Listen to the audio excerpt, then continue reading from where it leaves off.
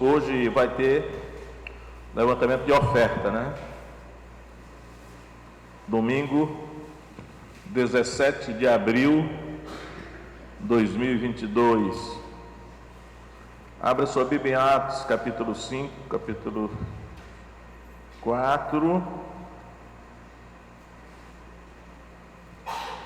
Atos, capítulo 4.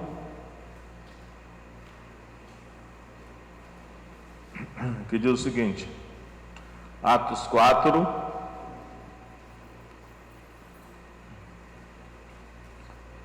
partir do verso 34.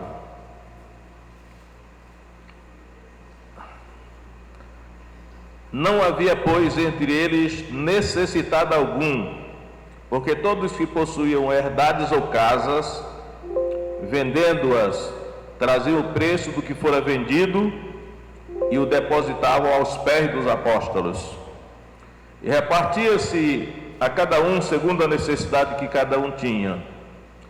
Então José, cognominado pelos apóstolos Barnabé, que traduzido é filho da consolação, levita natural de Chipre, possuindo uma herdade, vendeu-a e trouxe o preço e o depositou aos pés dos apóstolos.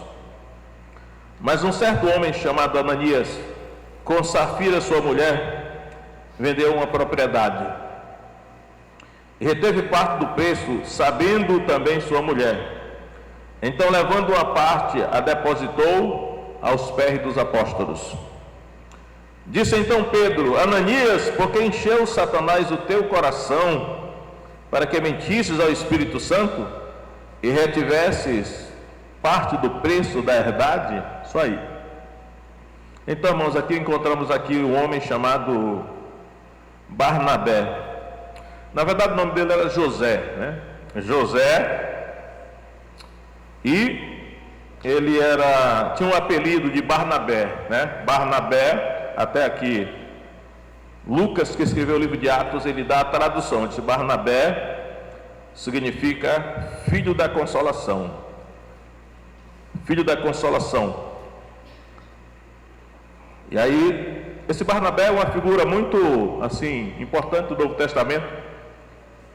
Eu vi uma das mensagens mais poderosas sobre Barnabé. Eu lembro que o pastor Tony Leno pregou numa reunião de pastores, e o título da mensagem dele era A Unção de Barnabé. Foi uma mensagem muito boa, né? E o nome dele, Barnabé, o apelido, na verdade, né? Filho da consolação.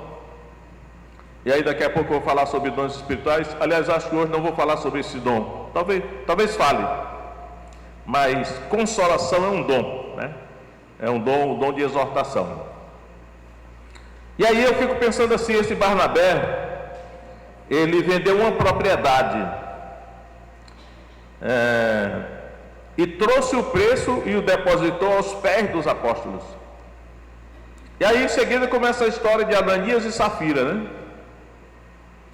Só que Ananias e Safira, eu acredito que a liderança que foi Ananias. Ananias, ele teve uma atitude diferente da atitude de Barnabé.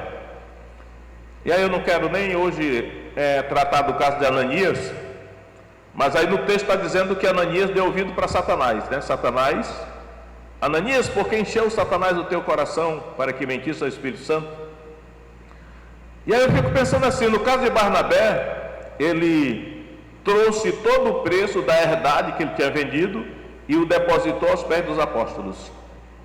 Eu fico pensando assim, toda vez que Deus se aproxima de um ser humano, o Espírito Santo se aproxima de um ser humano e o influencia, a pessoa se torna mais desprendida, né?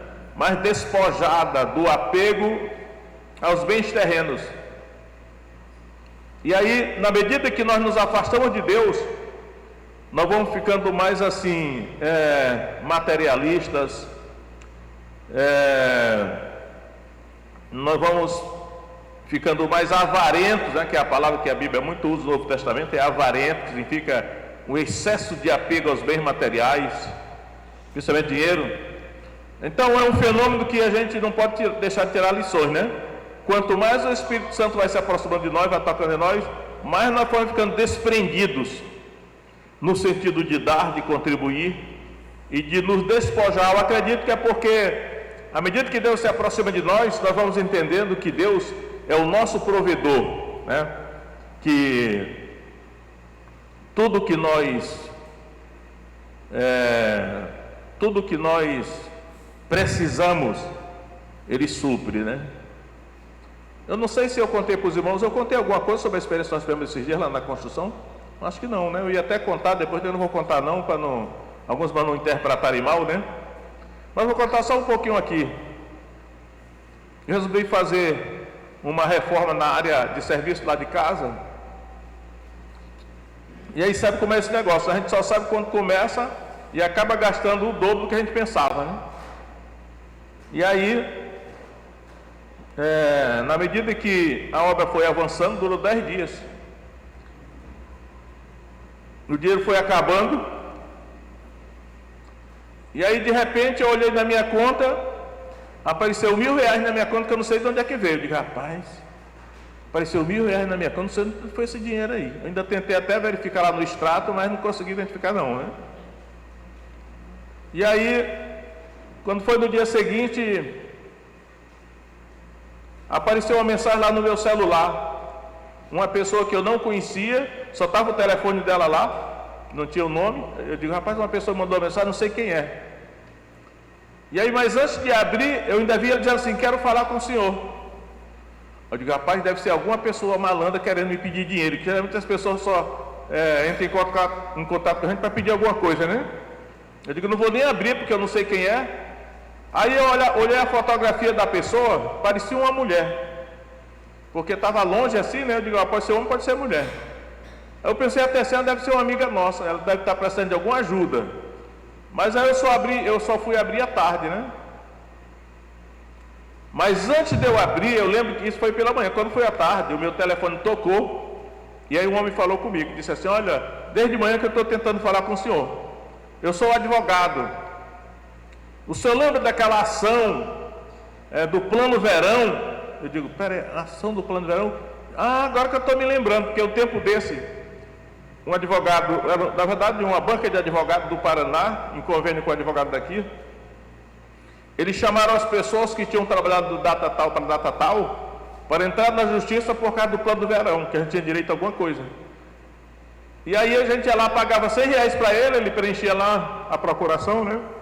Eu fui lá, paguei R$100, assinei a procuração, eles foram embora, tinha um bocado de gente fazendo a mesma coisa, e eu esqueci disso, já está, não sei, acho que foi em 2020, eu deixei para lá e esqueci.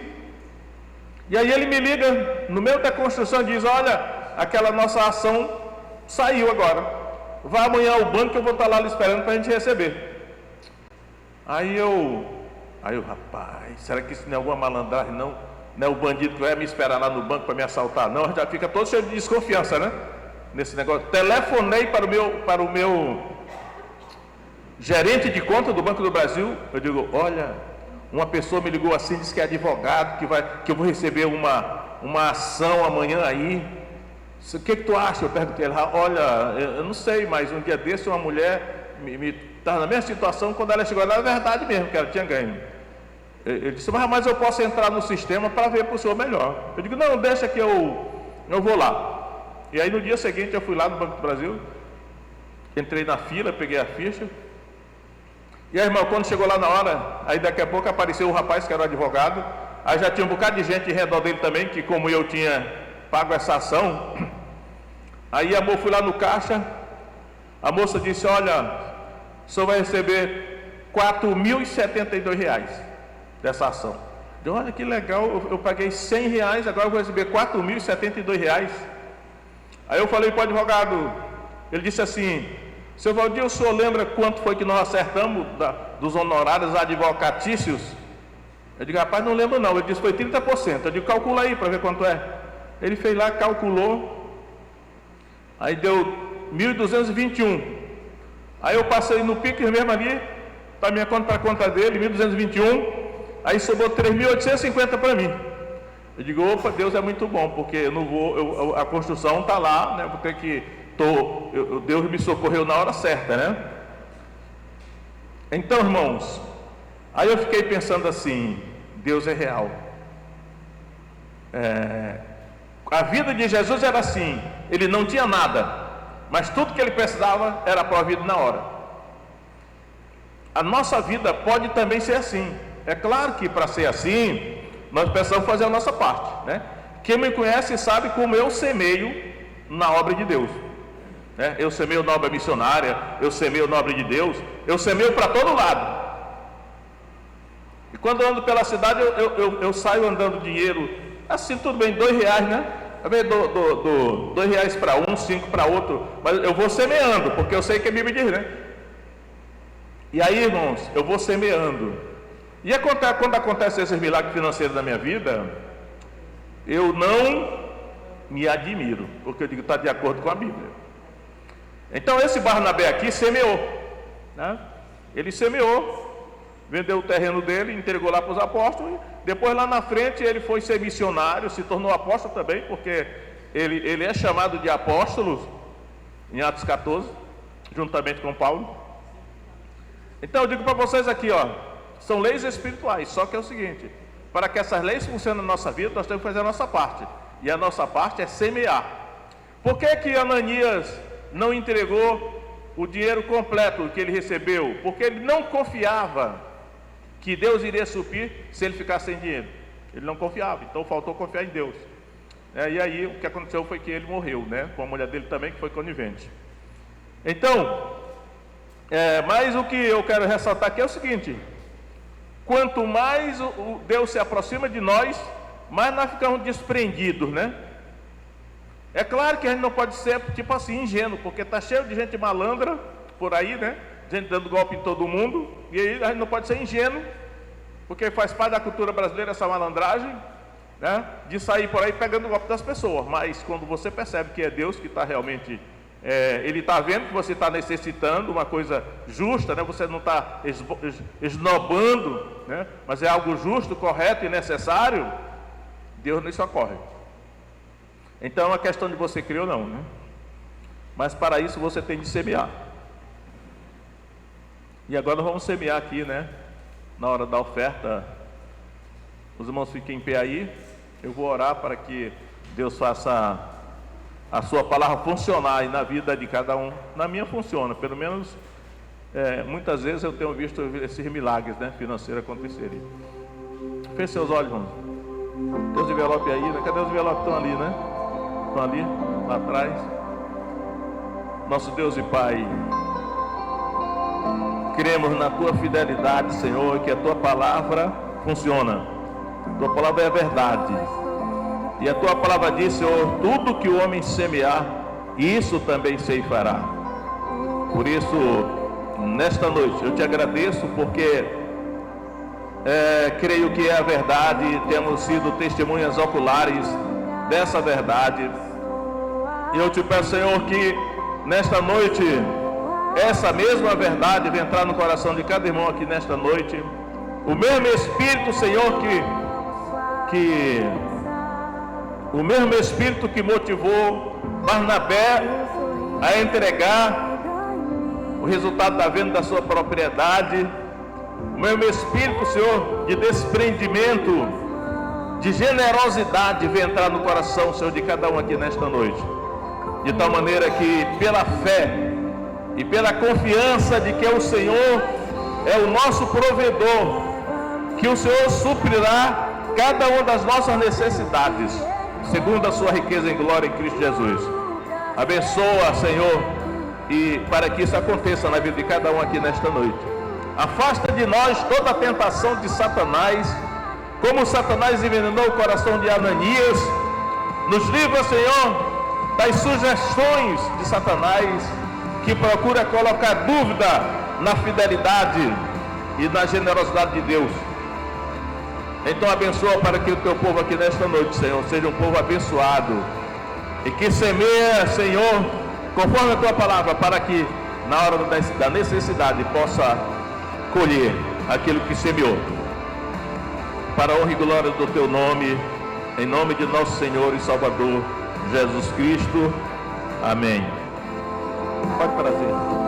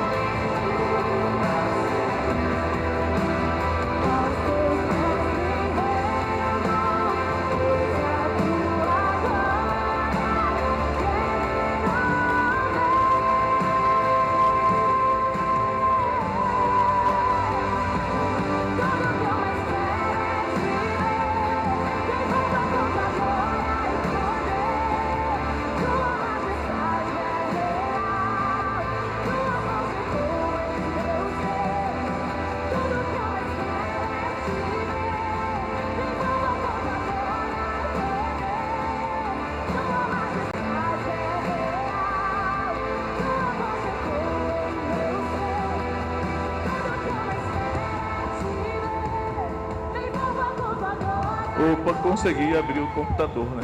Eu ainda estou reaprendendo, na verdade, logo que surgiu a internet, eu fiz vários cursos de computador, né? Procurando aprender, mas depois eu fui deixando para lá, esqueci, foi quase tudo ultimamente, eu só usava mesmo o celular, e agora com esse notebook novo aqui, eu estou reaprendendo, né? Aqui, esses meninos novos sabem mais do que a gente, né? Mas sabe mais do que a gente só na área do computador, da internet, mas nas outras coisas nós, os velhos, sabemos mais, né?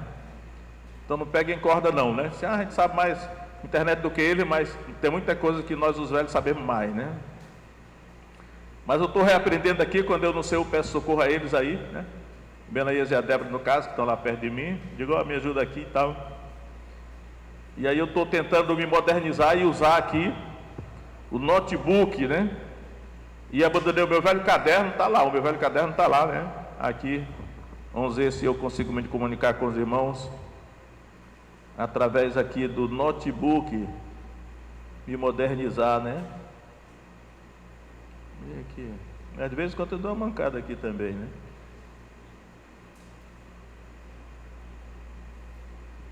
Aqui, Bené, vem cá, me ajuda aqui. Eu estou tentando aqui nesse... Aqui para subir aí, mas não estou conseguindo. Aonde? Aqui? Eu uso essa setinha aí. Ah, então aqui, né? Deixa eu fechar ali aquele já. É isso aí. Terceiro dia. Ah, essa seta aí, né? Ah, tá ali, né? Ah, tá, é ali, tá. Tudo bem. Muito bem, irmãos. Então hoje, direcionando aqui. Quer dizer para os irmãos que hoje vai ter lanche, viu? Então não sai de tomar o Nescau, biscoito. É biscoito ou é bolacha? Os dois, né? Só pode comer depois do culto, hein? Então hoje eu quero, em prosseguimento à questão do seminário sobre dons espirituais, eu quero dar uma introdução que nos últimos tempos, né, cada dia que eu vou vivendo, eu percebo que vai clareando mais para mim a questão da revelação bíblica, entendendo melhor o Evangelho, e aí eu vou repassando para os irmãos algumas coisas. Então, ultimamente eu entendi que o Evangelho tem duas asas, né? Eu vou colocar assim, é como uma ave que tem duas asas. E se um pássaro voar só com uma asa, ele não vai conseguir, ou se conseguir, vai conseguir mal, né? Mas o pássaro precisa das duas asas funcionando para ele poder voar normal, né? E aí eu vou inicialmente mostrar para os irmãos um texto que está em Marcos, capítulo 12. Marcos 12, 24.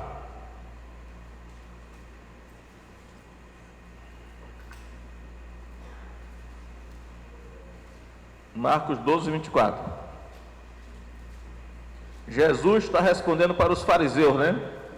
Não, aqui é para os saduceus, para os saduceus. Tinha os fariseus e tinha os saduceus, né? Que eram os oponentes de Jesus ali, que eram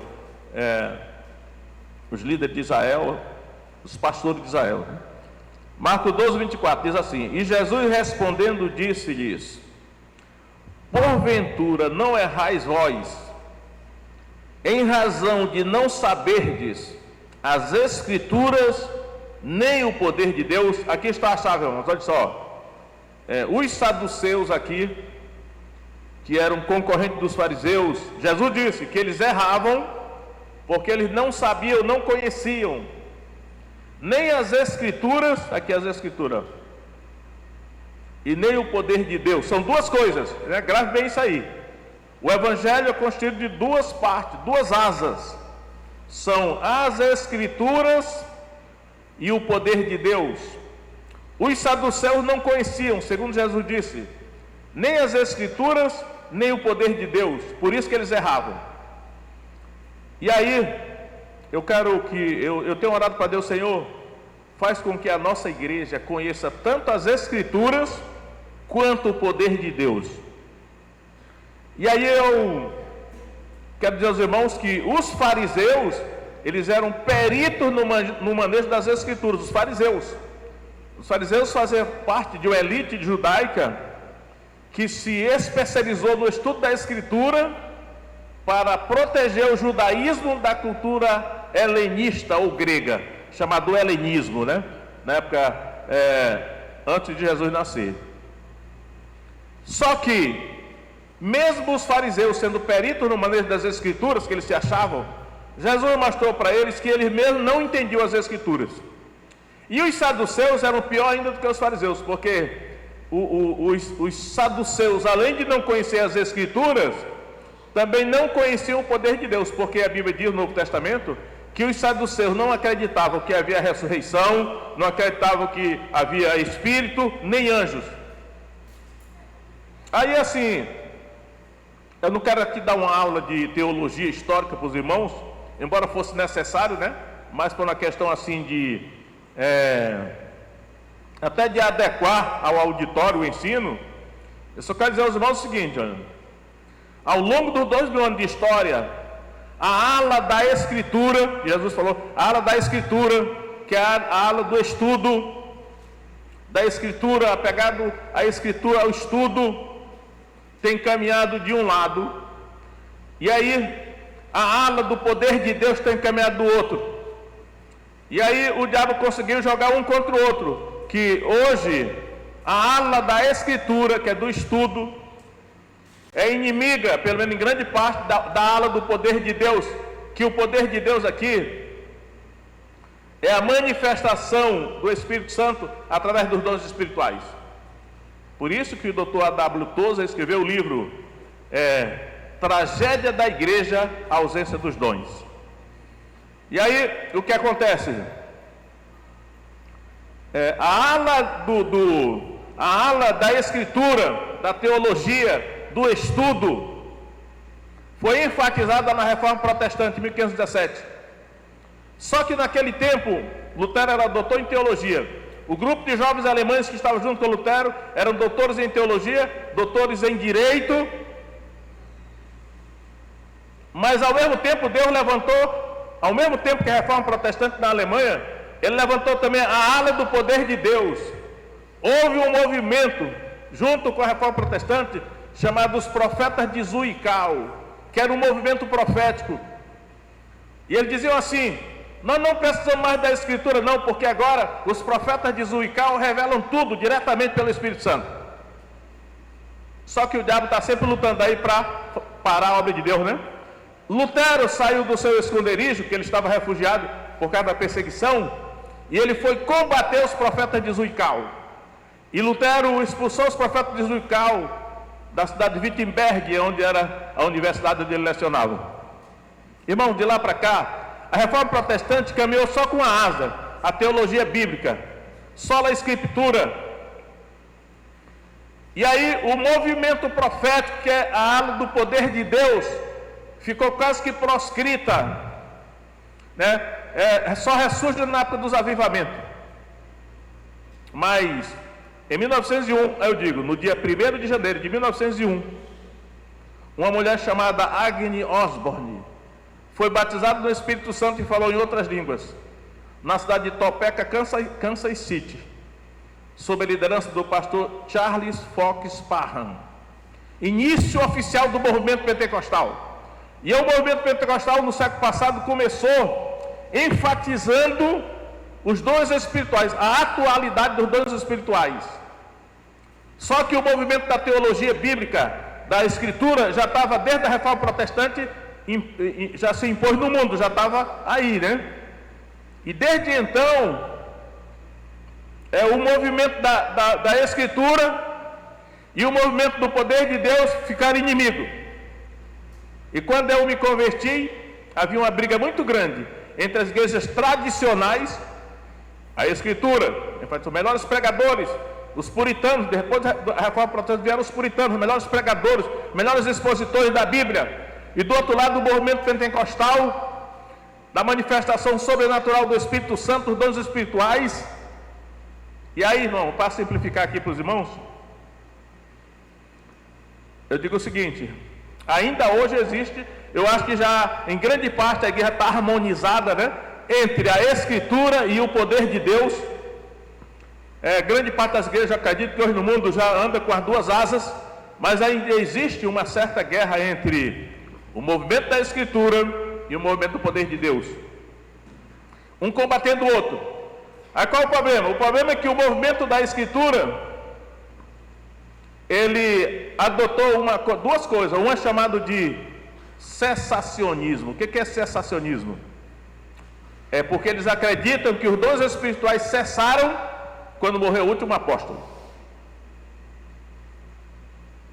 E adotaram também uma coisa, nem todos, mas muitos adotaram a seguinte coisa, chamado antissobrenaturalismo, sob a influência da teologia liberal na Europa, Estados Unidos, século XIX, neo-ortodoxia, assim chamado, né? Eles adotaram uma postura chamada de antissobrenaturalismo, ou seja, a teologia liberal procurou excluir da Bíblia tudo que era sobrenatural, porque eles colocaram como último juiz a razão, né? Aquilo que a razão humana entende é o certo, o que a razão humana não entende está fora. E aí nós temos esse fenômeno que nós temos que acautelar. Nós não podemos ser cessacionistas, porque nós cremos na atualidade dos dons espirituais. Nós não podemos querer ser antissobrenaturalista, porque nós cremos que o mesmo Deus que fez milagre desde o livro de Gênesis até o final da Bíblia é o mesmo Deus que faz milagre hoje. E muitos de nós aqui fomos testemunhas oculares de milagre que Deus já tem feito, né? Só que, por outro lado, o movimento pentecostal, que é o movimento do poder de Deus, da manifestação dos dons espirituais, também ficou com um vício. Esse vício se chama anti-intelectualismo. Eu acho legal, eu tenho um livro intitulado assim, Pentecostal de Coração e Mente. O autor desse livro é pentecostal, só que ele tem mestrado e doutorado em teologia. Ele escreve um livro tremendo, esse livro, e ele procura mostrar que o movimento pentecostal, desde as raízes, ele é anti-intelectual. Nem todo, naturalmente, ninguém pode se generalizar, né? Mas a tendência do movimento está sendo... O que é anti-intelectual? Eles acham que quanto mais ignorante a pessoa é, mais possibilidade delas tem que ser usada pelo poder do Espírito Santo. Mas os doutores em teologia, ele diz assim, os orgulhosos doutores em teologia, PhDs não pode ter o Espírito Santo por causa do orgulho. Irmão, isso é o diabo enganando a igreja. Não tem nada a ver se você estudou muito ou pouco. O Espírito Santo vai lhe usar na medida que você obedece a ele. Enquanto que os apóstolos eram homens simples, eram pescadores da Galileia, mas Deus chamou o apóstolo Paulo, que era um erudito, um intelectual, um dos homens mais cultos do seu tempo. E aí Paulo diz: eu trabalhei muito mais do que os outros. Ele diz: não porém eu, mas a graça de Deus, o seu Espírito Santo em mim. Então o que eu estou querendo mostrar aqui, irmãos, é que nós não podemos cair nesse erro. Nós não podemos ser sensacionistas, nós não podemos ser anti-intelectuais, nem anti-sobrenaturalistas, porque dá prejuízo para a igreja, porque o plano de Deus é que as duas asas do Evangelho caminhem juntas.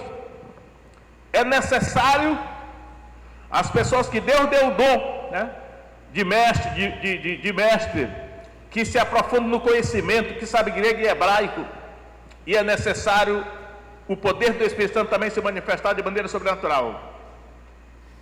Existe, eu já vi quantas vezes, talvez ultimamente não, mas no começo eu lembro que alguns pastores, talvez porque eram pessoas simples, eles diziam assim: irmão, eu vou pregar aqui, eu não sei nem grego nem hebraico, isso para mim é besteira, grego e hebraico, eu vou pegar na simplicidade mesmo. Não tem problema nenhum, o Espírito usa cada um no dom que tem, só que o conhecimento do grego e do hebraico é necessário para alguns que Deus chamou para a área de destrinchar o conhecimento da Escritura.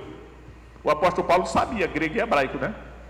E até latim, provavelmente, porque ele era cidadão romano também, né? Então, eu estou procurando mostrar aos irmãos que nessa questão dos dons espirituais tem mais coisa envolvida do que a gente pensa. Aí o que eu quero dizer: Senhor, a igreja nossa aqui, ela não pode cair nesse erro. Nós temos que nos esforçar para andarmos com as duas asas do Evangelho. Jesus disse para os saduceus: vocês erram porque vocês não conhecem nem as Escrituras, nem o poder de Deus. Nós temos que nos esforçar para nós conhecermos as Escrituras e também o poder de Deus, porque são necessários os dois. Eu percebo que por causa do meu dom, a minha tendência, eu sou mais do lado da Escritura, porque o dom para estudar, para adquirir conhecimento, Deus me deu. Mas eu não vou guerrear contra os nossos irmãos, né, que enfatizam mais o lado da manifestação sobrenatural dos dons, que é a presença de Deus manifesta, né? Porque nós podemos ter todo o conhecimento da Escritura e não ter a presença do Espírito Santo, mas nós podemos ter a manifestação do Espírito Santo no nosso meio e cair em grandes erros, em grandes heresias, por não ter o conhecimento da Escritura. Então, dito isso, agora eu vou dar continuidade, que ontem eu falei para os irmãos sobre o capítulo 12 de 1 Coríntios, que observe, irmãos, que ele fala dos dons espirituais, e naquela relação de 9 dons de 1 Coríntios, tem tanto a parte do poder de Deus, como tem a parte da Escritura. Então, os dois primeiros dons que são mencionados lá, 12:8, é a palavra da sabedoria e a palavra do conhecimento. Esses dois dons fazem parte do conhecimento da Escritura. Mas tem lá o dom de falar em línguas e de profetizar e de interpretação de língua. Esse já faz parte da manifestação do poder de Deus, que é a manifestação imediata do Espírito Santo através dos dons que ele deu para cada um, né? Afinal, os dons são a manifestação do Espírito Santo por meio do crente, né? 1 Coríntios 12:7 diz assim: a manifestação do Espírito é dada para proveito comum, ou então para o que for útil. Então, como é que o Espírito Santo se manifesta na igreja? Por meio dos dons que ele deu a cada um. E pode ser um dom de um aspecto sobrenatural, como profecia e línguas, ou pode ser um dom de um aspecto mais de ensino, no caso, a palavra da sabedoria, a palavra do conhecimento. Só que as pessoas podem perceber que o mesmo Espírito que move a pessoa para profetizar e falar em línguas, é o mesmo Espírito que move a pessoa para ensinar a Escritura, porque é um dom também, né? Chama-se o dom de ensino. Eu lembro que uma certa vez, numa vigília, havia vários pastores lá, havia um apóstolo que tinha vindo de fora, Eu acho que algum amigo meu deve ter dito assim: olha, esse pastor Pedro aí, o cara é cheio de conhecimento, mas porque ele não é um cara emotivo, eu acho que ele não tem o Espírito Santo não. Eu lembro que aquele apóstolo colocou a mão na minha cabeça e disse assim: ó Senhor, faz com que o espírito desse homem seja tão afinado como a sua mente. Eu fiquei assim, o irmão não está entendendo. Eu fui batizado no Espírito Santo, irmãos, menos de 3 meses depois que eu me converti, numa igreja batista tradicional que não sabia nem o que era isso. Só que eu fui batizado no Espírito Santo porque eu busquei com oração e jejum, imitando a vida do profeta Daniel. Porque eu era escravo de vários pecados, e eu percebi que eu não conseguia me libertar. E aí eu me dediquei na oração e jejum, fazendo 3 orações por dia, jejuando 24 horas. Chegou a hora que o Espírito Santo me revestiu de poder. Mas aí há os equívocos, por isso que eu digo, o nosso ensinamento tem que partir da Escritura. Porque se nós formos imitar os outros, está cheio de vícios. Eu reconheço que o movimento do poder do Espírito, ele é muito assim propício para surgir fanatismo. E o movimento aqui da teologia é muito propício para surgir heresias. Por isso cada qual no seu quadrado, né? Então,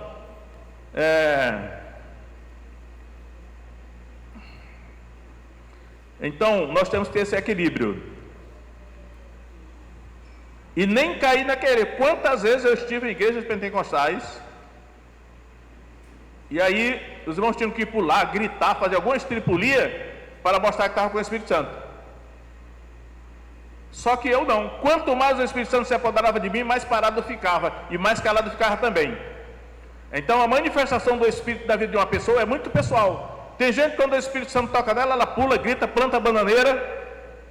Porém tem pessoas, quando o Espírito Santo se apodera dela, ela fica simplesmente parada e não emite nenhuma emoção. Ela pode até chorar copiosamente, mas assim, as lágrimas descendo e ela aqui paradinha, né?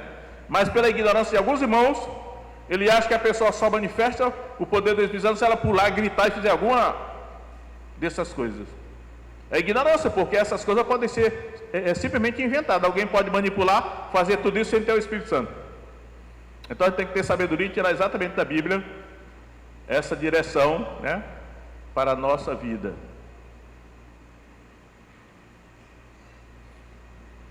Aí o que acontece? Agora eu quero falar um pouco, 1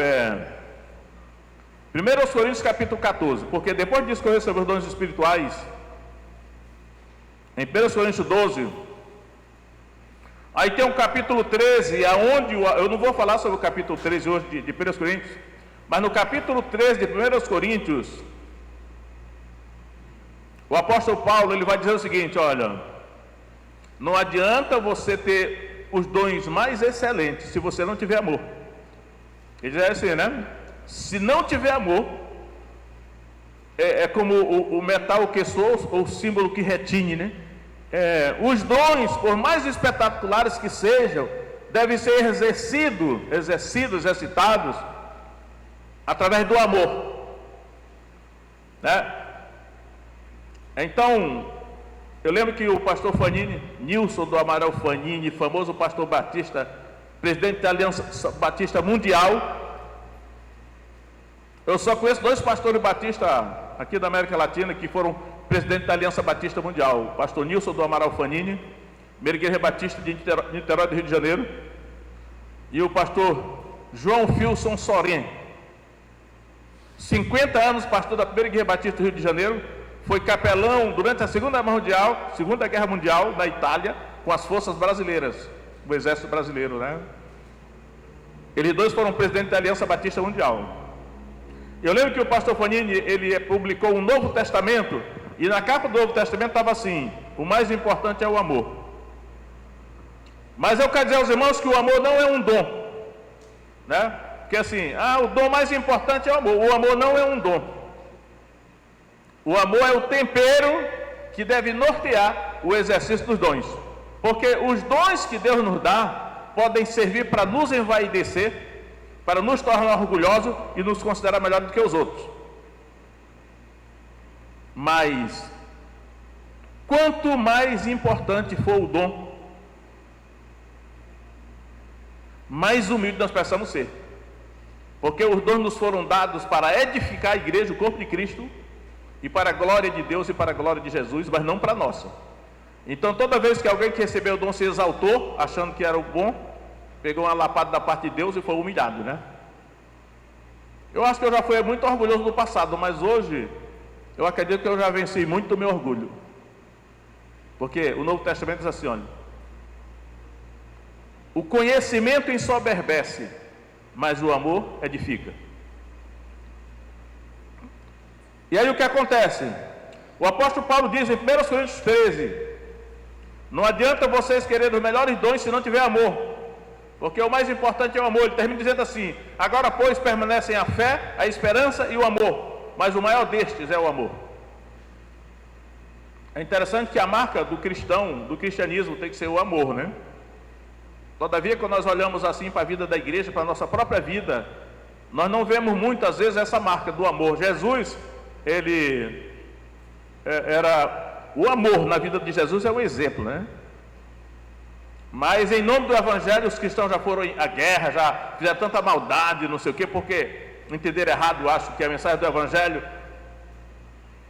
porque tem que fazer diferença entre o Velho e o Novo Testamento. No Velho Testamento, o povo de Israel ia para a guerra. Até hoje eles vão para a guerra, porque o povo de Israel não é o Evangelho. O povo de Israel é uma nação que deve guerrear mesmo, deve se preparar mesmo, com armas físicas mesmo.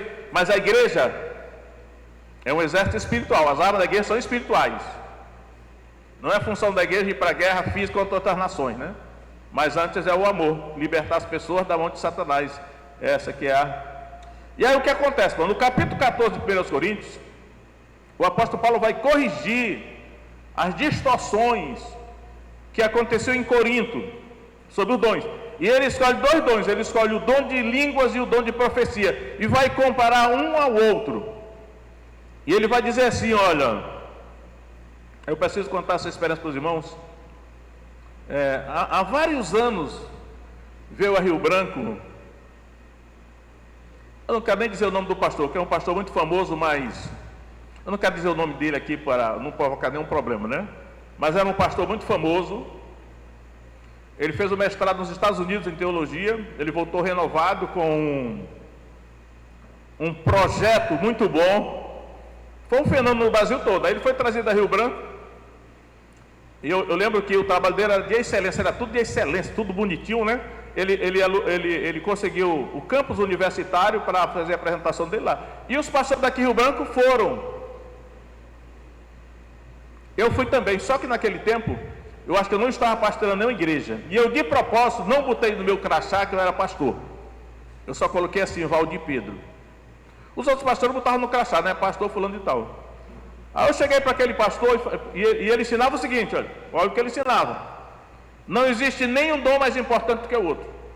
Todos dons são iguais. Eu entendi o motivo daquele pastor, né? Eu entendi que ele estava querendo evitar que o irmão se considerasse melhor do que o outro. A intenção dele era boa.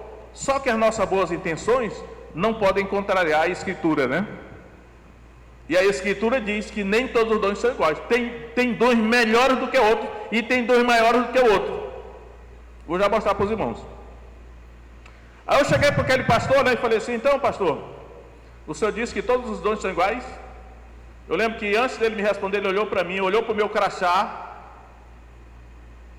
e ele não viu o PR no meu crachá, ele só viu assim, Valdir Pedro. Eu acho que ele imaginou assim: esse irmão aí deve ser algum ignorante, não é pastor? Ele falou assim: realmente eu creio que todos os dons são iguais, não existe dom mais do que o outro. Também não quis polemizar com ele, né? Também tem. Só que eu sabia que tem dons, uns dons são maiores do que o outro.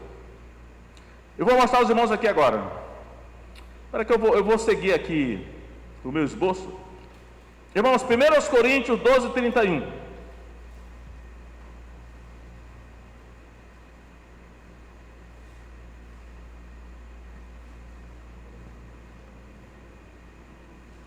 Olha como é que Paulo conclui o ensino dele sobre os dons espirituais em 1 Coríntios 12.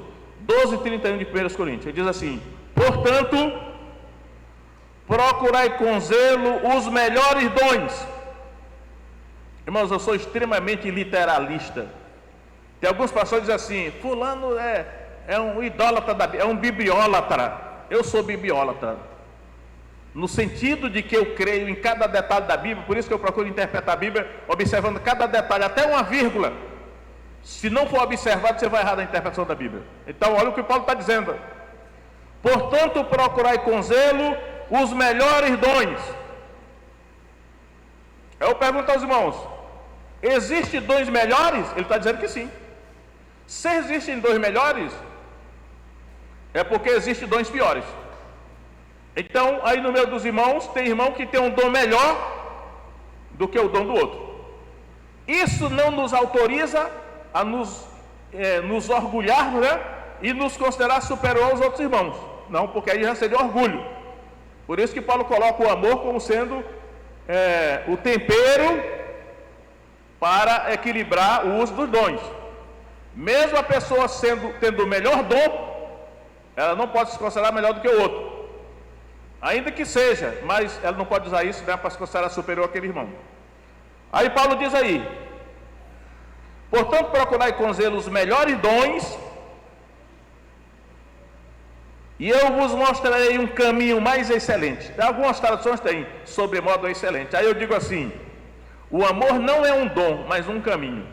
Ele está dizendo aí: eu vos mostrarei um caminho sobremodo excelente. Aí ele vai falar do amor, no exercício do dom, né? Porque não importa o dom que você tenha, se você não tiver amor no seu coração, ele vai dizer: para Deus não vale nada.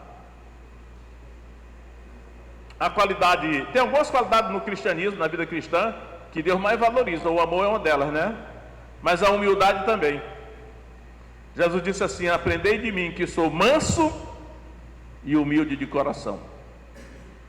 É claro, irmãos, que o pecado nos contaminou a todos nós com orgulho. Eu acho que o pior problema do ser humano é o orgulho. Desde que eu entendo de mim, que eu luto contra o orgulho. Mas de vez em quando eu percebo algum ato de orgulho em mim. Eu já fui muito moído, malhado, humilhado por Deus. Foi da mão de Deus que eu fui moído e malhado e humilhado por Deus, para perder o orgulho. E eu me esforço para ser humilde. Mas de vez em quando, quando você menos espera, né, o velho homem aparece, porque o orgulho nasceu no coração de Satanás e ele contaminou toda a raça humana. E o evangelho é para curar o homem do orgulho. Agora, o que mais aí? Em 14:1, capítulo 14, verso 1, olha o que Paulo diz: segui o amor. Aqui na minha Bíblia está caridade. Mas eu lembro que o meu pastor, mestre, que Deus colocou sobre mim desde o início, eu era seminarista, ele dizia assim: caridade não é correto. Geralmente a igreja católica ela usa muito essa palavra, caridade, né? Fazer caridade, mas a palavra aqui é amor, porque é o amor ágape, o verbo agapau, amor ágape. Ele poderia até ser correto, caridade, porque sabe que hoje eu entendo o que é o amor ágape. Sabe o que é o amor ágape, irmão? Não é sentimento, não. É a pessoa está precisando de comida, tu dá comida. Está precisando de roupa, tu dá roupa. Está precisando de qualquer jeito, tu dá. Isso aí é o amor ágape. É você suprir na vida dos outros aquilo que eles têm necessidade. Isso é amor, não tem nada com sentimento, não. Né? Aí quando o irmão fica com aquela: diga para o seu irmão que você ama ele. Amor só de boca? Eu digo até assim: aquele marido que todo dia que sai de casa dá um selinho na mulher, pode até fazer isso, mas Deus não mandou, não. Porque o mesmo marido que dá o selinho na mulher pode chegar lá na frente e trair a mulher. O amor ágape é demonstrado por atitude, não por sentimento nem por palavra. É um ato de obediência. Por isso que eu digo, Paulo depois vai dizer para o marido amar a mulher como Cristo amou a igreja e assim mesmo se entregou por ela. Aí vamos lá. Vai sumir aqui. Tá. Os dons devem ser procurados. Segui o amor e procurai com zelo os dons espirituais. Detalhes aí, irmão, da escritora: procurai com zelo os dons espirituais. Tem alguém aí procurando os dons espirituais? Ele está dizendo aqui: procurai com zelo. Não é só procurar, não, é procurar com zelo, com esforço. Se esforçar para procurar os dons espirituais. Eu não procuro mais dons porque eu já sei o meu há muito tempo. Pelo menos um dos meus dons eu sei. Porque Dizem que dificilmente alguém tem um dom só. Nós podemos ter mais de um dom, mas tem um que é o principal. Ele está dizendo: procurai com zelo os melhores dons. Com zelo os dons espirituais. Aí diz assim, mas principalmente o dom de profetizar. Irmão, isso aqui é tremendo pelo seguinte, eu já disse que Jesus falou que os fariseus erravam, os saduceus, porque não conheciam nem as Escrituras, nem o poder de Deus. Aí eu pergunto: o dom de profetizar pertence a que categoria, a que asa do Evangelho? A asa da Escritura ou a asa do poder de Deus? Do poder de Deus. O profetizar pertence à área do poder de Deus, não é o da Escritura, porque qualquer uma pessoa que não sabe nada da Bíblia pode profetizar. O que é preciso para a pessoa profetizar? Que o Espírito Santo habite nela. Toda a visão do Antigo Testamento é assim: quando o Espírito do Senhor se apodera de alguém, ela profetiza. No Novo Testamento há uma ideia meio discutida, que seria falar línguas, mas essa é uma luta teológica entre os pentecostais e os tradicionais. Os pentecostais clássicos acreditam que a pessoa só recebeu o Espírito Santo se ela falar línguas. Eu não acredito nisso. Eu acho que a língua é uma das evidências iniciais, do batismo com o Espírito Santo são as línguas, mas pode ser qualquer outro dom, a manifestação. Olha só, principalmente o de profetizar. Aí ele vai prosseguir: porque o que fala língua desconhecida, aí eu quero dizer aqui, irmãos, no texto do Novo Testamento o que fala línguas, ele sabe o que era, é falar línguas. Ele acrescentou língua desconhecida porque o tradutor brasileiro traduziu para a gente entender que era língua desconhecida, mas não é nem línguas estranhas nem língua desconhecida, é falar línguas, glossolalia, o ato de falar línguas. Claro que é uma língua desconhecida, né? Aí ele diz assim: porque o que fala em língua desconhecida não fala aos homens, senão a Deus, porque ninguém o entende, em espírito fala de mistérios. Ou seja, irmão, a pessoa que fala língua, por que ela fala só para Deus? É claro que os irmãos estão ouvindo ela falando em língua, só que os irmãos não estão entendendo nada, mas Deus entende o que ela está dizendo. Por isso que ela fala só para Deus. Por isso, não é que ela está se dirigindo só para Deus, não, ela está falando para todo mundo ouvir, mas só Deus entende o que ela está dizendo, porque ninguém está entendendo, porque ninguém conhece a língua que ela está falando. Aí ele disse: é um mistério. O que é mistério? A palavra mistério aparece no Novo Testamento muitas vezes. Mistério é algo que você não conhece, é algo desconhecido.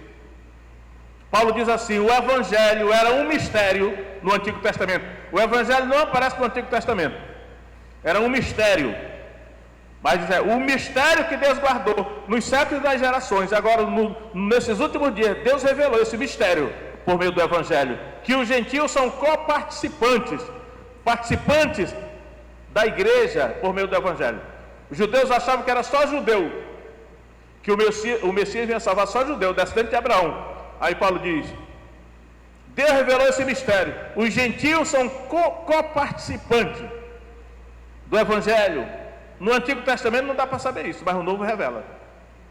Talvez até hoje muitos judeus estão tropeçando nisso, achando que só eles é que o Messias veio salvar. Mas Deus ama as nações, irmãos. De vez em quando eu me lembro disso, olha. Na verdade Ele ama as nações. Deus ama as nações. Deus ama a Rússia, Deus ama a Ucrânia, Deus ama a Bolívia, Deus ama a China, Deus ama a Coreia. Deus ama as nações porque foi Ele que criou as nações.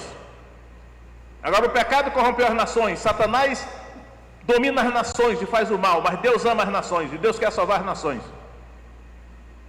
E dá a oportunidade do Evangelho, é uma oportunidade para a gente de todas as nações se arrependerem e voltarem para Deus.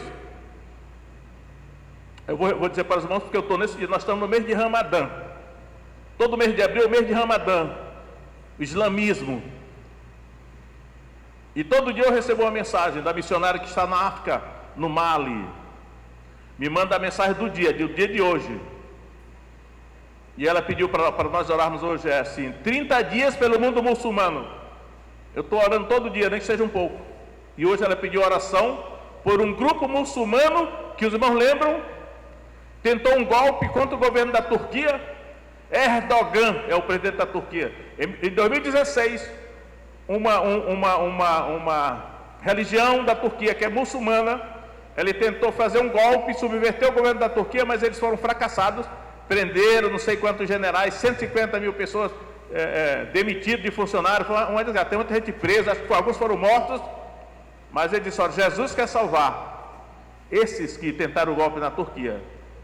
E eu já vi aí que ele diz assim: olha, Jesus está aparecendo em sonhos para muitos muçulmanos, porque sabe que os cristãos não vão conseguir chegar lá. Jesus está aparecendo em sonhos para muitos muçulmanos que estão se convertendo, porque Jesus está aparecendo para eles em sonhos. Eles chamam Jesus de Isha, e o Alcorão fala mais de 100 vezes sobre Jesus, só que diz assim: Jesus é o filho de Maria, mas a Bíblia diz: Jesus é o filho de Deus, o filho de José, o filho de Davi. Mas ser filho só de mulher é uma afronta na Bíblia, né? Não no mundo contemporâneo. Então, quando os fariseus quiseram ofender a Jesus, disseram: não é este o filho de Maria? Correto é dizer, ele é filho de José, é filho de Davi, e na verdade é filho de Deus. Mas Deus ama os muçulmanos, quer salvar os muçulmanos. Daí, olha, Senhor, salva o muçulmano, abre o entendimento deles, Senhor, para eles crerem em Jesus. Eu digo: salva os comunistas, porque Deus ama os comunistas, não deixe que o diabo engane eles, tira da mente dele essas heresias, Senhor, abre o entendimento que Satanás colocou. Nós temos que orar por eles, irmão. Estão presos da mão do inimigo, né? Coloca falsa doutrina. Aí Paulo diz aí: os dons devem ser procurados, principalmente de profetizar. O que fala língua fala a Deus. Agora veja o verso 3. Mas o que profetiza fala aos homens para edificação, exortação e consolação. Ele vai enfatizar a importância do dom de profecia. Ele coloca 3 coisas aí: o que profetiza fala aos homens para edificação. Essa palavra edificação, irmãos, tem a ver com a edificação do tabernáculo lá no deserto. Edificar é um verbo que tem a ver com edificar a casa. O sentido ali, inclusive nesse texto aí, é edificar a casa. Mas no caso, como o corpo de Cristo é uma casa espiritual, como é que esse dom de profecia edifica o crente, a igreja? Tem um texto em Provérbios que diz assim: onde não há profecia, o povo se corrompe. Então nós temos que orar a Deus para que Ele ative o dom de profecia no nosso meio. Claro que vai um perigo de gente querer manipular por profecia, né? Fanatismo, tem mil perigos aí. Mas aí que entra o dom de discernimento de espírito, para saber que espírito está falando.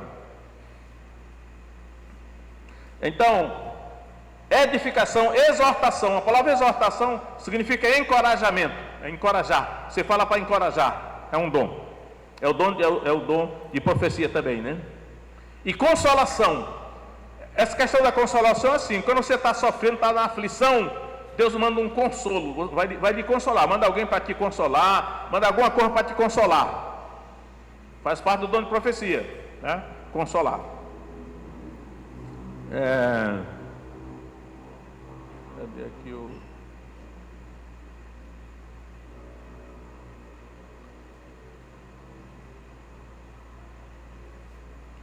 Achei aqui. 4:4. Não, 14:4. O que fala em língua desconhecida edifica-se a si mesmo. O que profetiza edifica a igreja. Irmãos, olha só, aí nós temos que entender bem a Bíblia, porque eu já vi pastores ensinando, tipo, olha só, o que fala em língua edifica a si mesmo. Olha, irmão, só se edifica a si mesmo quem fala língua. Meu irmão, não é isso não que o texto está dizendo. Ele está dizendo assim: a pessoa que fala em língua, que é um dom, ela edifica a si mesmo, porque toda pessoa que exerce qualquer dom edifica a si mesmo. Só que como a pessoa que está falando em língua, ninguém entende o que ela está dizendo, mas pelo menos ela é edificada. Não é que o dom de língua seja necessário para que quem não tem um dom de língua não se edifica, não. No sentido desse, não.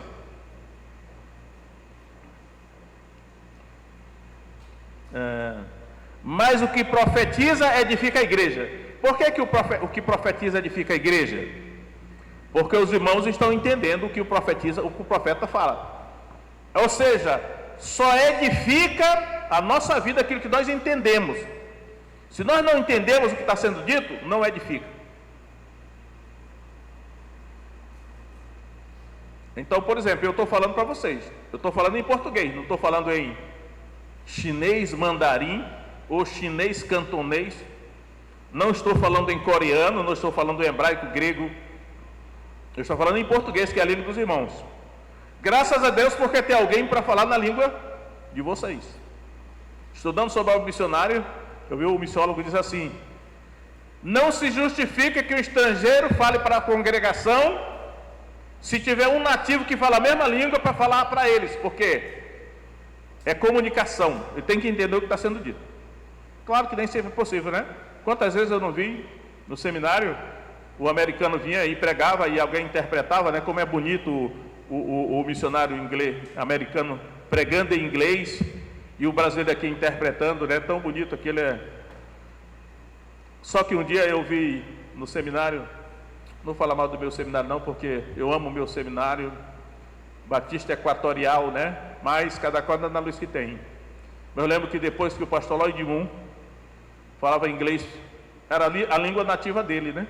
Enquanto que ele falava português fluente. Alguém dizia assim: rapaz, o americano que fala português melhor que eu conheço é o pastor Lloyd Moon. Ele falava fluente. Aí ele pregou numa manhã, ele pregava em inglês e em português. Ele dizia uma frase em inglês, outra em português. Aí depois que ele terminou de pregar, um pastor falou e disse: olha, hoje nós vimos aqui um verdadeiro falar em línguas. Foi não, meu irmão. Ele não foi verdadeiro falar em língua, não. Ele falou no vernáculo dele e no nosso, mas não tem nada a ver com língua aquilo ali, não. A língua é uma questão sobrenatural, que a pessoa fala uma língua que ela nunca aprendeu, porque o Espírito Santo está usando ela para falar, é sobrenatural. Então não é essa a interpretação aí, não. Mas o pastor não sabia disso, né? Tem que respeitar. O que fala em língua edifica a si mesmo, o que profetiza edifica a igreja. É melhor profetizar. Irmãos, aqui está o que eu estava falando para os irmãos, que tem dons maiores do que o outro. Olha só, verso 5. E eu quero que todos vós faleis em línguas.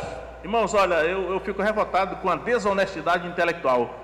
Infelizmente tem gente que faz desonestidade intelectual. Porque eu já vi pregador dizer assim: olha o que está escrito aqui, eu quero que todos vós faleis em língua. Ele para aí diz: olha, todo mundo tem que falar língua. Mas ele não diz o resto do versículo, diz assim: mas quero muito mais que profetizeis. Então, torcer a escritura para enganar os irmãos, isso é tão feio, né? Não precisa dessa desonestidade. Paulo não está dizendo só a língua, ele está falando da profecia também. Então ele diz aí: eu quero que todos vós faleis em línguas, mas muito mais que profetizeis, porque o que profetiza é maior do que eu falo em línguas. Vamos estar aqui a chave, olha só. Só eu que estou dizendo ou é a Bíblia? O que profetiza é maior do que o que fala em línguas. É a Bíblia que está dizendo. Então nem todos os dois são iguais. Eu podia botar aqui dois irmãos, um que fala língua, outro que profetiza. Eu ia perguntar aos irmãos: qual é o maior desses dois? Eu não dizer o maior é o que profetiza, porque é o que o texto está dizendo. Agora, por isso esse aqui vai se considerar superior a esse? Não, porque aí seria orgulho.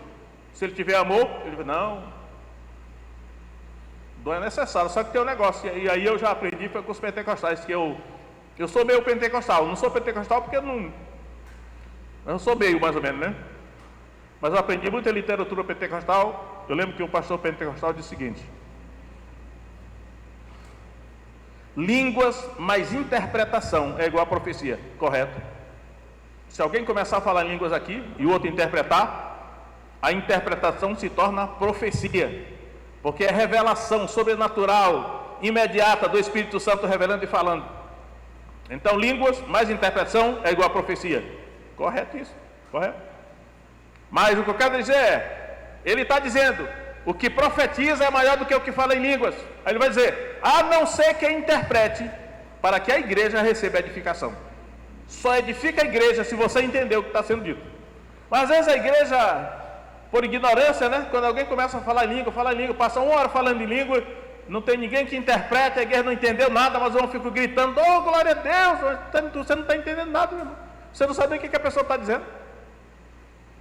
Então, quando a pessoa estiver falando língua que você não entendeu o que ela está dizendo, não diga nada, porque se você disser amém, você está concordando com o que ela está dizendo, e o que ela está dizendo você não sabe o que é, e você não pode concordar com algo que você não sabe o que é, porque pode até não ser algo bom. Se for uma profecia verdadeira é bom, mas se não for, Então, só diga amém se você entender o que está sendo dito.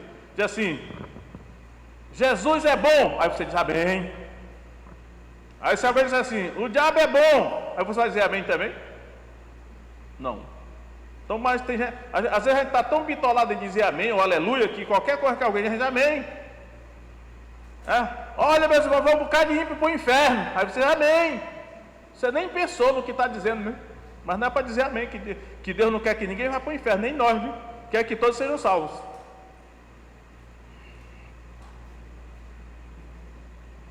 O que profetiza maior do que fala em línguas? A não ser que também interprete para que a igreja receba a edificação. Só edifica a igreja aquilo que você entende. Verso 6. Agora, irmãos, se eu for ter convosco falando em línguas, que vos aproveitará se não falar por meio de revelação? Ó, irmãos, aonde aparecer a palavra revelação significa profecia. Ou ciência ou conhecimento, gnosco. Essa ciência ou conhecimento aqui é a pregação que eu estou fazendo aqui. É doutrina. É didasco. Isso aqui a diferença é que a profecia, a pessoa não estudou nada, ela se levanta, o Espírito Santo coloca na boca dela as palavras de maneira sobrenatural e ela fala. E o que eu estou falando aqui, eu estudei a Escritura, estou interpretando a Escritura, mas igualmente está edificando, porque os irmãos estão entendendo o que eu estou dizendo. São dois tipos, né? É revelação ou conhecimento, revelação ou doutrina. Revelação é profecia, doutrina é o ensino da Escritura. Aí vem a Escritura, poder de Deus, é aquelas duas asas. Aí diz assim: se eu não falar por meio de revelação, ou da ciência, ou da profecia, ou da doutrina, ele coloca dois sinônimos de cada um aqui, que significa ou por meio sobrenaturais ou por meio normais aqui, que não deixa de ser sobrenatural também, né? Irmãos, eu percebo que não vai dar para eu terminar esse estudo aqui, porque a gente já avançou muito, né? Eu vou só avançar aqui para o final, para dar uma explicação aqui. Vamos ver aqui.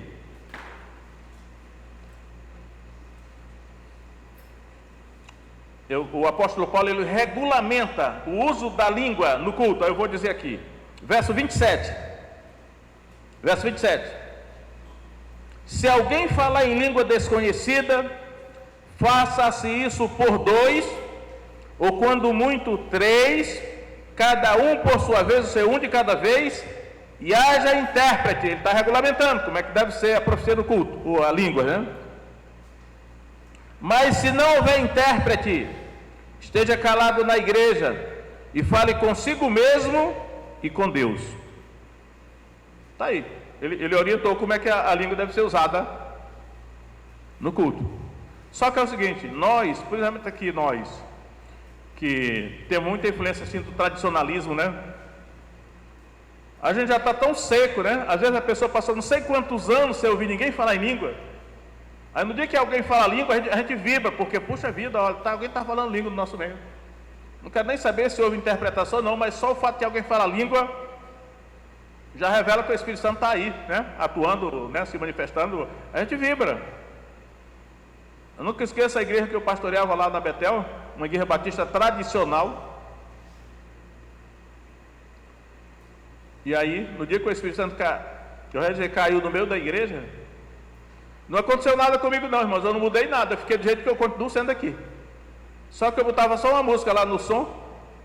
Quando eu botava a música, o Espírito Santo tomava posse de tudo. Aí começava todo tipo de manifestação. Todas as mulheres da igreja falavam a língua e profetizavam. Eu botava o microfone aqui, mandava as mulheres ficarem na fila e dava o microfone e cada uma falava em língua, ia falando em língua. E tinha mulher que dançava no espírito, tinha outra que ria, ria no espírito. Era todo tipo que eu ficava só olhando, rapaz, meu Deus. Eu digo, rapaz, tomara que nenhum pastor batista entre aqui, porque senão eu vou ficar com vergonha. Mas eu sabia que era o Espírito Santo. Isso pode acontecer aqui? Pode. Não sei se vai acontecer, mas se acontecer, tem que estar preparado já, né?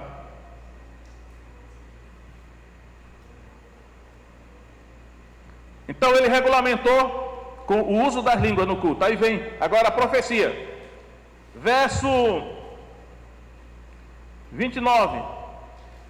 E falem 2 ou 3 profetas e os outros julguem. Irmão, pega essa palavrinha em julguem, olha só. Toda profecia fora da Bíblia, a Bíblia tem autoridade canônica, significa inerrância, infalível, não pode ser questionada da Escritura. Mas toda profecia fora da Escritura deve ser questionada. Tipo aqui, ó. Falem 2 ou 3 profetas e os outros julguem. Quando qualquer pessoa profetizar aqui, nós temos que julgar. Tanto aqui como em qualquer lugar. Né? Alguém vai chegar lá na sua casa ou em qualquer lugar onde você estiver, aí vai profetizar para você, você nem aceite nem rejeite, fica calado. Olha, irmão, tudo bem, você profetizou, agora eu vou julgar. Vou para casa orar para perguntar a Deus se é de verdade ou não. Né? O abuso é por isso que o movimento, eu acho que em grande parte é por isso que o movimento da Bíblia, da Escritura, da teologia, rejeitou o movimento do poder de Deus, porque é muito dado para fanatismo, né? E para abusos. É claro que não justifica, o que está na Bíblia, né? Tem que... Claro. Mas se alguém profetizar para você, nem rejeite, nem aceite. Olha, irmão, você profetizou. Agora, como a Bíblia diz, eu vou julgar, eu vou para casa orar, perguntar ao meu pastor, para ele me orientar, ver como é que é mesmo.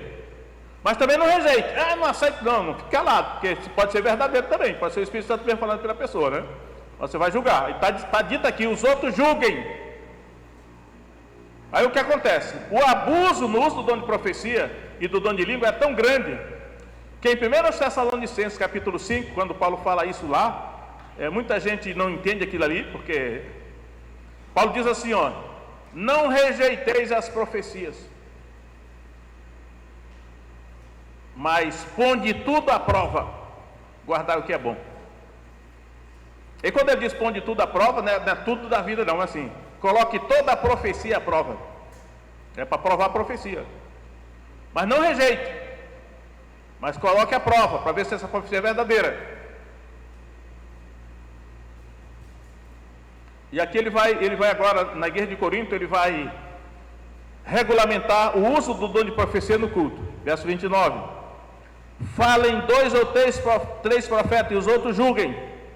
Mas se há outro que estiver sentado, olha só, for revelada alguma coisa, revelação, cale-se o primeiro.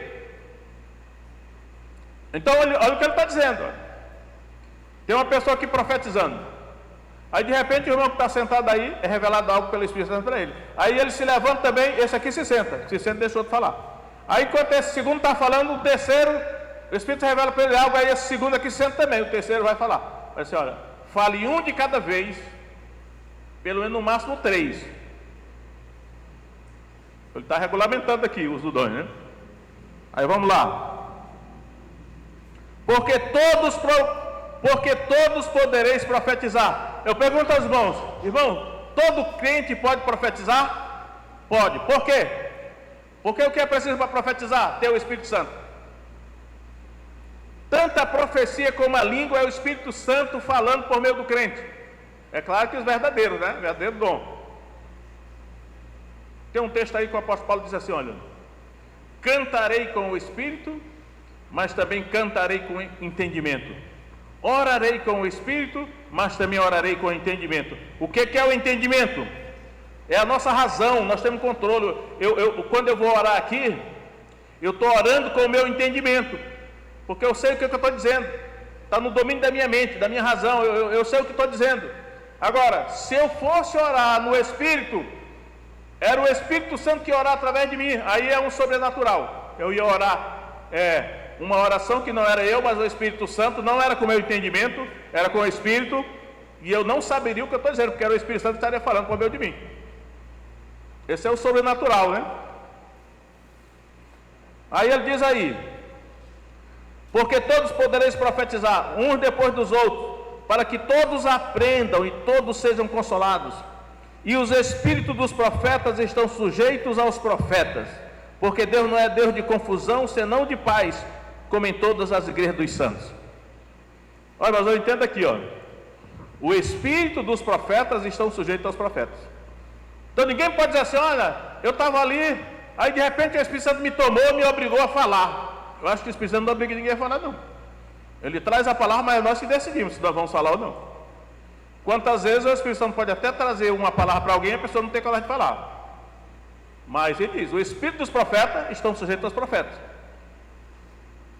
Tanto para falar como para ficar calado, né? Deus não tira a nossa razão, né? O nosso domínio. Não, eu fiquei fora de mim, quando eu vi, eu já tinha dado uns tapas no irmão, mas foi o Espírito Santo através de mim que bateu do irmão. Não, foi você que decidiu mesmo. Então esculhambei com a irmã, mas depois eu vi que era o Espírito Santo que através de mim tinha esculhambado com a irmã. Não, mas foi você que decidiu. O Espírito Santo dá ousadia, dá inspiração, né? Mas eu estou falando aqui, mas sou eu que estou escolhendo as palavras. Agora, se o Espírito Santo está me usando ou não, eu não sei, porque a gente não sabe, né?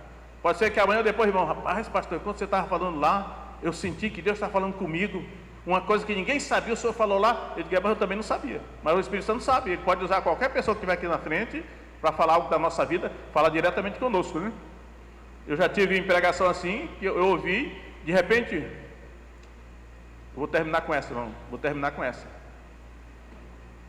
que ano era aquele, meu Deus? 1982, eu estava em Belém, no seminário de teologia, no dia da Bíblia, na praça central da cidade de Belém, praça da Sé, né? Da Sé, parece que é da Sé, né? Onde tem a primeira igreja batista do Pará, está lá naquela canto da praça. Eu estava no meio de uma multidão imensa, os evangélicos de Belém estavam lá, aquela multidão imensa, dia da Bíblia, antigamente, né? E um pastor estava pregando lá, a distância... Eu acho que a distância de mim para aquele pastor era muito grande, irmão. Eu só vi o pastor de longe, lá no púlpito, lá em cima, e eu aqui no meio da multidão. Aí ele disse assim, tem um jovem aqui, eu era jovem naquele tempo, que ele está buscando muito a Deus, realmente, eu estava buscando em oração e jejum, secretamente, ninguém sabia.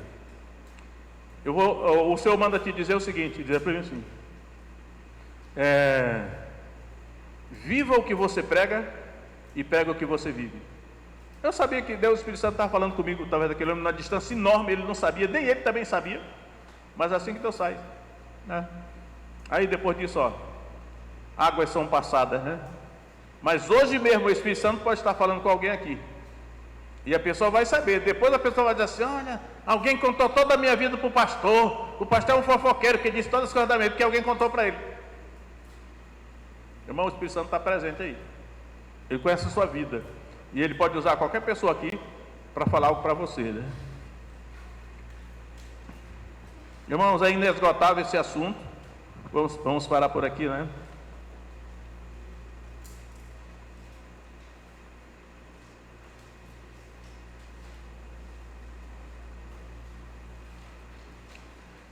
Vamos ficar em pé.